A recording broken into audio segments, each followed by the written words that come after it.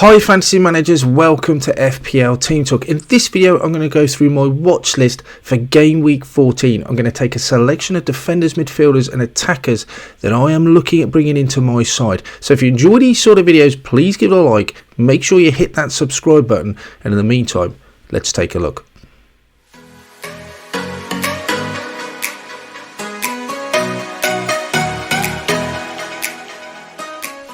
I'm going to start in midfield then, and the main reason for that is because he is the number one priority for me, and I think he should be for most FPL managers. He has been the talk of the town for a long time about whether he should be in, whether you kept him in already, or whether he should be coming in for this week. Well, I definitely think for game week 14, his fixtures coming up are just too good to ignore. His underlying stats look fantastic. At home to Luton, Brighton, who haven't kept a clean sheet all season, and you've got Sheffield United and Aston Villa. They look really good fixtures, and they don't stop there. They look really good fixtures up until about game week 23. They do blank in 18, but there's the threat of a double in game week 20 or 21, and we're just waiting for that to be confirmed. He is actually due a price rise, so time stamping this video on a Sunday night. He is due to go up, so by the time you're all listening to this, it could be that he's 7 million. I'm actually so convinced that I'm going to get him in. I'm going to possibly have made this transfer already. For me, it's just who to get rid of and who to bring out. But for someone who just plays 90 minutes, and he has of every game this season, he's his absolute definition of nailed on. He does not come off early. He's playing up front. He's on penalties. His underlying stats look really good. He's got great fixtures. Luton at home doesn't get much better than that. Here they have got the worst expected goals against in the division by 7 goals. So it's just an absolute no-brainer to bring him in this week. I suppose the only question is who to bring out of your midfield, and that's what I have. If you've got Saka, Salah, Bowen in their midfield already, and we'll talk about Bowen. For me, if you've got him, you brought him in, or you've held him this week, I'm just holding him again. It was disappointing that he missed out at the weekend, but we'll wait for more details. I'm certainly not taking Bowen out unless I hear that he's going to miss 2 or 3 games. For me, I've just got to keep him in there. The fixtures look so good. And the last thing we heard from Moyes was it's just hopeful. So I am left with Diaby and Adingra. And Adingra's fixtures look pretty good going forward. Chelsea away won't be easy, but after that they look good. And with their injury problems as well, he looks pretty nailed to me, Adingra. Playing well, putting some good numbers up. So I'm keeping him. So it'll be Diaby that goes. And that's almost done me a favour today. Got hooked at half time. Didn't really look on it at all for Aston Villa. I suspect he'll start away at Bournemouth, but he doesn't look particularly nailed to me at the moment. So Mbeumo will come in for him, but he just looks brilliant. If you've got Eze, I think it's an easy sell to Mbeumo. The other one is might be consider maybe getting frustrations with Son, but I think whoever you want to get rid of, I think Mbeumo has to come in. He's just a better option than most midfielders. He's a number one priority. Feels like a boring transfer to make because so many people are going to be doing it, but there is a reason for that. He is just such a good option. For me, he's absolutely going to come in. I've got one other transfer to make. Whether I roll or not, I don't know. But Brian Mbeumo will definitely be one of the midfielders that I am bringing in. Another midfielder we will consider as well, who comes onto the list, Cole Palmer. His fixtures look really good. Got Brighton at home. We've already talked about them saying they have not kept a clean sheet all season. Man United away, form seems to pick up, and defensively they look good. But you couldn't rule out Chelsea scoring away at Man United. Then Everton and Sheffield United looks decent.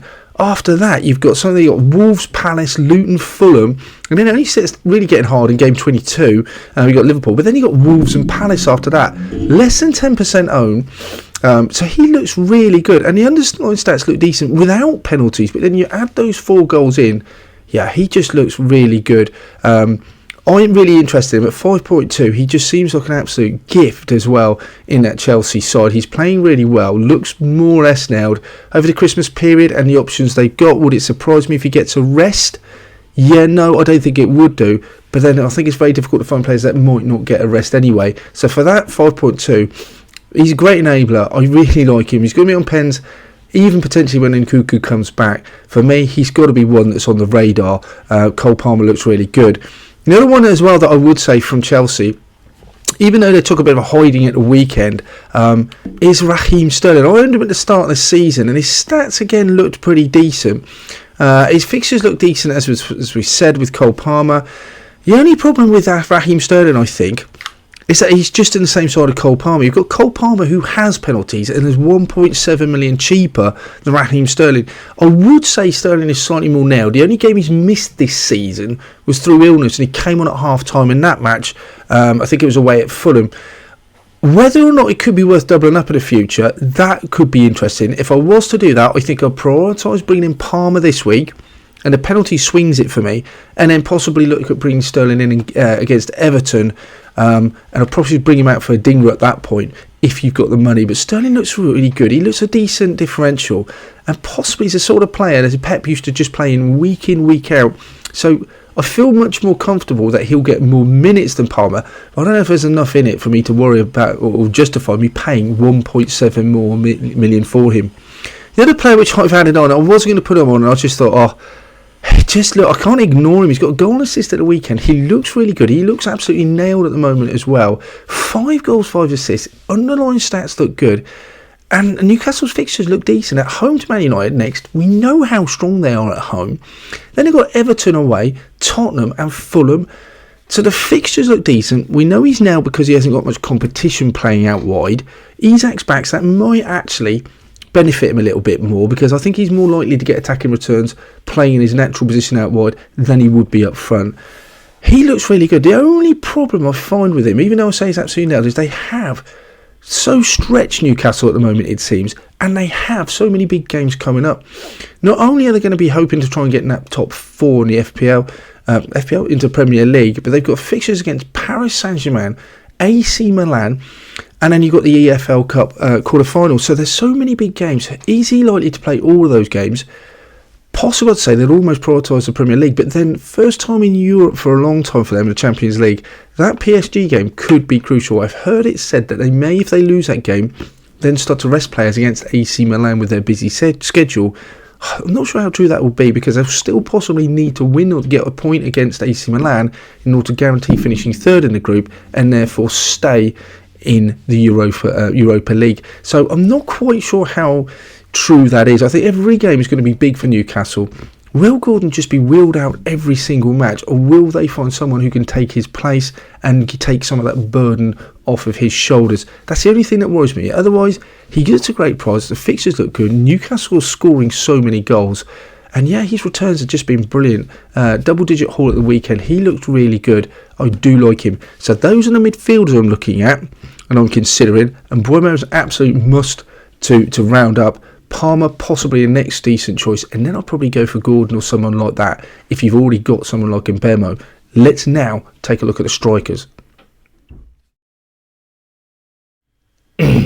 The first attacker I'm going to be considering is Darwin Núñez. He is 7.6 million, 55 points so far this season, and he has played only just over half the games this season. 7 games, 4 goals, 6 assists. His stats look amazing. He is not going to maintain those stats of 1.26 goal involvements per 90 across the rest of the season, but his fixtures look really good. Fulham, Sheffield United and Palace both away, but even that Man United game I don't think I'll be too worried about. Just Liverpool are such a strong side getting forward. The fixtures do get a little bit tougher with Arsenal, Newcastle, Chelsea, but Burnley's mixed in there as well, and then they have the return fixture against Arsenal going up into game week 23, so it feels a little bit of a short-term punt. But what's changed for me really, I suppose, is that Jota came off at the weekend. Now, if we get news that he is potentially out for 2 to 3 game weeks, or even real weeks, which makes even more with the midweek games, that really changes it and certainly makes Darwin a much more attractive option. They'll have Diaz, who's come back and looks sharp. They've got Gakpo, and we know Salah is nailed. So there's 3 players sharing 2 other slots, and I do think Darwin is the number 9 in that Liverpool side. But that doesn't necessarily mean that he's going to play 90 minutes in every game. Fulham will be at the weekend. Then you've got Sheffield United midweek, Palace at the weekend. 3 really nice fixtures. Would it surprise me if he misses one of those? Not at all. Be very frustrating if he played against Fulham, play away, and then missed the game against Sheffield United, played against Palace. But that is an absolute possibility. We'll also keep an eye on European games, because let's see if he gets the rest that he will need in there as well. But as a Watkins owner, his fixtures look far better with Fulham and Sheffield United as opposed to Man City and Arsenal for Watkins, but one thing I know with Watkins is he's just going to play 90 minutes, whereas I still, even with Jota's injury, don't know that about Darwin. If he plays those games and you think he's going to get more minutes, I think he's an absolute better option. With the games getting tougher, I'm not sure I'd want to keep him ahead of someone like Watkins into game week 16, 17. So for me, he feels a little bit of a short-term punt, because I definitely want Watkins back for 18. But they just look, he just looks such an explosive option, and he could reap real rewards. So if I haven't got any other fast to put out, and it feels a bit of a luxury move, I could go to Watkins and then bring him back, from Watkins to Nunez, bring him back. That is an option. If you haven't got Watkins, I think he suddenly becomes an even more attractive option. I think he's much better than Solanke. I would trust him more than I would, let's say, go for an Isak with those fixtures. But it just comes down to minutes. Are you prepared to take the risk with minutes? Otherwise, if you think he's going to get them, he could be brilliant. This one flies or swims against the tide a little bit. It's Julian Alvarez, second most transferred out player so far on FPL. And I can see why. It's no surprise. I'm not saying if you're getting rid of him, it's wrong.